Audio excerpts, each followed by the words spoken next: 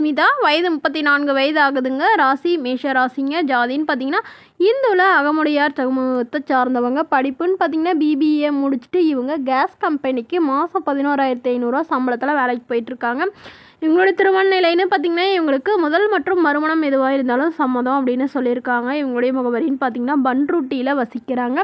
So இவங்களுக்கு ஏற்கனவே வந்து திருமணமாகி விவாகரத்தும் ஆயிடுச்சுங்க. குழந்தைங்களாம் எதுவும் இல்லைன்னு சொல்லியிருக்காங்க.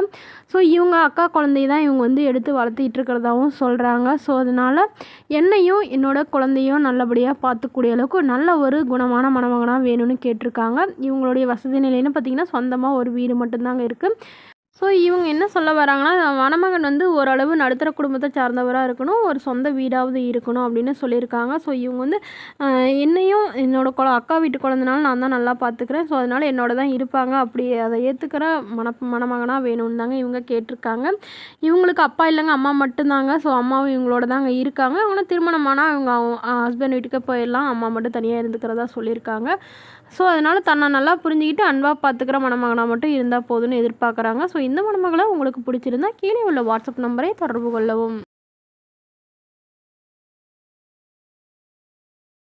அடுத்த வரன் பெயர் பார்த்தீங்கன்னா தீபா, வயது 38 வயது ஆகுதுங்க. ராசி கும்ப ராசிங்க. ஜாதின்னு பார்த்தீங்கன்னா அகமுடையார் சமூகத்தை சார்ந்தவங்க. படிப்பு 12ஆம் வகுப்பு முடிச்சுட்டு இவங்க சொந்தமாக வந்து பழக்கடை வச்சு நடத்திட்டு வராங்க. ஓரளவு வருமானம் வரதா சொல்லியிருக்காங்க. இவங்களோட திருமண நிலைன்னு பார்த்தீங்கன்னா 2ஆம் மனமாக இருந்தாலே போதும் அப்படின்னு சொல்லியிருக்காங்க. முகவரின்னு பார்த்தீங்கன்னா தஞ்சாவூரில் வசிக்கிறாங்க. ஸோ இவங்களுக்கு திருமணமாகி ஒரு வருடத்துலேயே இவங்கள கணவர் வந்து இவங்கள விட்டுட்டு வேறொரு பெண்ணோட போயிட்டதுனால இவங்க திருமணம் வேணாங்கிற ஒரு முடிவில் இருந்தாங்க. ஸோ இவங்களுக்கு இப்போ வந்து தன்னுடைய பாதுகாப்புக்காக இப்போ மறுமணம் பண்ணிக்கிறாங்க. இவங்க அப்பா அம்மா வீட்டிலாம் இல்லைங்க, தனியாக தாங்க இருக்காங்க. இவங்க அப்பா அம்மானு யாரும் இல்லைங்க, உடன் பிறந்தவங்கள்னு யாரும் இல்லைங்க. ஸோ அதனால் என்ன சொல்ல வராங்கன்னா, தன்னை நல்லா புரிஞ்சுக்கிட்டு காலம் ஃபுல்லாக கண்கலங்காமல் பார்த்துக்கிற மணமகனாக தாங்க எதிர்பார்க்குறேன்னு சொல்லியிருக்காங்க. கூலி வேலையாக இருந்தாலும் பிரச்சனை இல்லைங்க, வயசு ஒரு 60 வயசுக்குள்ளே இருந்தாலும் ஓகே அப்படின்னு சொல்லியிருக்காங்க. வாடகை வீடாக இருந்தாலும் சம்மதம்னு சொல்லியிருக்காங்க. இவங்களுக்கு ஒரு சொந்த வீடு இருக்குங்க. அது இல்லாமல் ஒரு கையிருப்பாக ஒரு 3 லட்ச ரூபா வச்சுருக்கிறதாவும் சொல்லியிருக்காங்க. ஸோ இந்த மணமகளை உங்களுக்கு பிடிச்சிருந்தா கீழே உள்ள வாட்ஸ்அப் நம்பரை தொடர்பு கொள்ளவும். அடுத்த வரன் பெயர் பார்த்தீங்கன்னா தேவிகா, வயது 31 வயது ஆகுதுங்க. ராசி கடக ராசிங்க. ஜாதின்னு பார்த்தீங்கன்னா இந்துள்ள அகமுடையார் சமூகத்தை சார்ந்தவங்க.